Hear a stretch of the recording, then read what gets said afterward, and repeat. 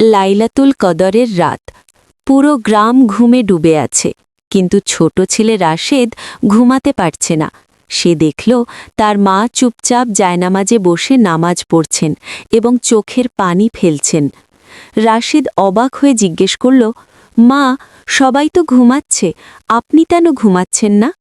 মা মুচকি হেসে বললেন, বাবা, আজ লাইলাতুল কদরের রাত। এই রাত 1000 মাসের থেকেও বেশি মূল্যবান। রাশিদ আবার বলল, 1000 মাস মানে? মা বললেন, ধরো কেউ যদি 83 বছর ইবাদত করে, তত সোয়াব পাওয়া যায় এই এক রাতের ইবাদতে। ছোট রাশিদ কিছুক্ষণ চুপ করে থাকল, তারপর দ্রুত উঠে গিয়ে অজু করল এবং মায়ের পাশে এসে নামাজে দাঁড়াল। মা অবাক হয়ে বললেন, তুমি তো ছোট, ঘুমিয়ে পড়ো। রাশিদ মৃদু হেসে বলল, মা, যদি এই এক রাতেই এত সোয়াব পাওয়া যায়, তাহলে আমি কেন ঘুমিয়ে থাকব? মায়ের চোখ ভিজে গেল। তিনি মনে মনে দোয়া করলেন, হে আল্লাহ, আমার সন্তানকে সারা জীবন ইবাদতের পথে রাখুন।